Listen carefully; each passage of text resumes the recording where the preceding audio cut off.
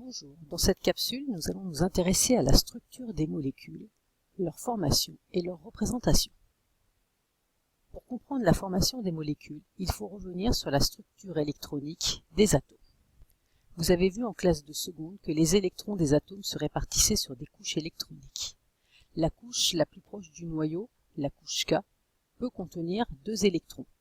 La couche L, la couche suivante, peut elle en contenir 8. Puis la couche M pourra en contenir 18. Les couches ne pouvant se remplir que lorsque la précédente est pleine. Afin de rendre compte de la répartition des électrons pour chacun des atomes, on écrit la structure électronique. Nous allons voir un exemple pour l'aluminium de numéro atomique Z égale 13.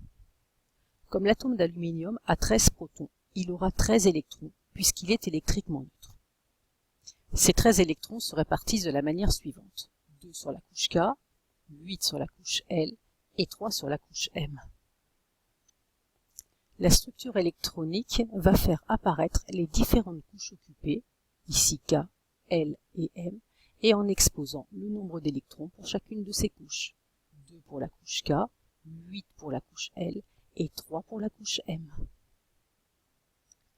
De la même manière, déterminons la structure électronique des atomes que nous allons le plus rencontrer lors de la formation de nos molécules. Pour l'hydrogène, puisqu'il n'y a qu'un seul électron, K1, pour le carbone, 6 électrons, K2, L4, pour l'oxygène, K2, L6, et pour l'azote, K2, L5. Cherchons maintenant pour chacun de ces atomes le nombre d'électrons manquants pour avoir une structure stable, c'est-à-dire une couche externe pleine. L'hydrogène ayant un électron sur sa couche externe K, il lui manque un électron pour avoir sa couche externe pleine. Pour les atomes carbone, oxygène et azote, leur couche externe est la couche L. Pour qu'elle soit pleine, elle devrait avoir 8 électrons. Il en manque donc pour le carbone 4, pour l'oxygène 2 et pour l'azote 3. Observons maintenant quelques molécules et cherchons le nombre de liaisons formées pour chaque atome. Commençons par l'hydrogène. Dans n'importe quelle molécule, chaque atome d'hydrogène ne forme qu'une seule liaison. Pour cet hydrogène ici, une liaison. Pour celui-ci, une liaison. Si je regarde dans cette molécule, pour cet atome d'hydrogène, là encore une liaison, celui-ci une liaison aussi, et la même chose dans cette molécule. Pour le carbone maintenant. Ce carbone, si je regarde ici, une liaison, 2 liaisons, 3 liaisons et 4 liaisons. Pour celui-ci, 1, 2, 3, 4. Si je regarde ici, pour ce carbone-là, 1, 2, 3, 4. Et dans cette molécule, ce carbone-ci fait lui aussi 1, 2, 3, 4 liaisons.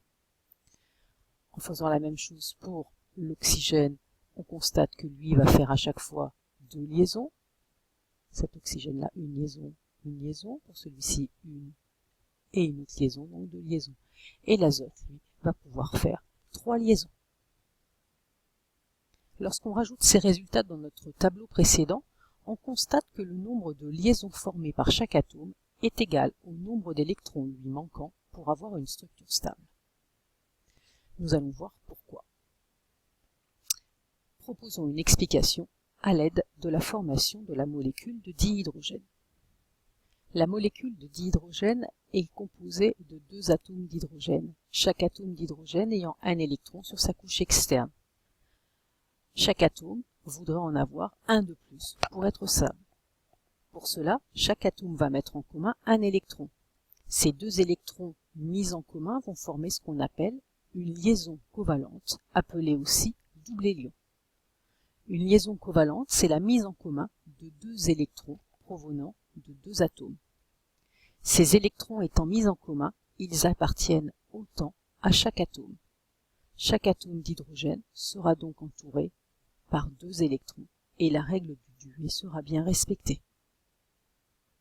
Voyons la formation de ces liaisons avec une autre molécule, la molécule d'eau. L'eau est constituée d'un atome d'oxygène et de 2 atomes d'hydrogène. On a vu tout à l'heure que l'atome d'hydrogène allait chercher à gagner un électron pour avoir sa couche externe pleine. L'atome d'oxygène qui lui a 6 électrons sur sa couche externe va essayer d'en gagner 2 pour avoir sa couche externe pleine.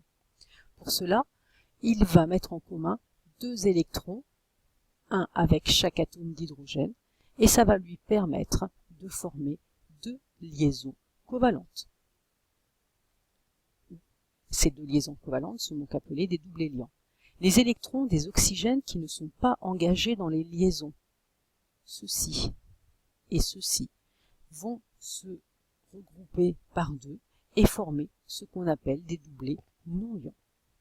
Si on regarde le nombre d'électrons entourant chaque atome, on retrouve bien 2 électrons qui entourent l'atome d'hydrogène et 2, 4, 6, 8 électrons qui entourent l'atome d'oxygène. Les liaisons covalentes peuvent présenter plusieurs formes simples, comme dans la molécule d'eau. Elles peuvent être aussi doubles, comme dans la molécule de dioxygène, ou triples, comme dans la molécule de diazote. Une liaison covalente peut être simple, double ou triple. La représentation utilisée pour représenter les molécules d'eau, de dioxygène et de diazote est appelée représentation de Lewis. Cette représentation fait apparaître les liaisons covalentes entre tous les atomes, ainsi que les doublés non liants. Cette représentation nous sera très utile pour la suite de programmes pour déterminer la géométrie des molécules.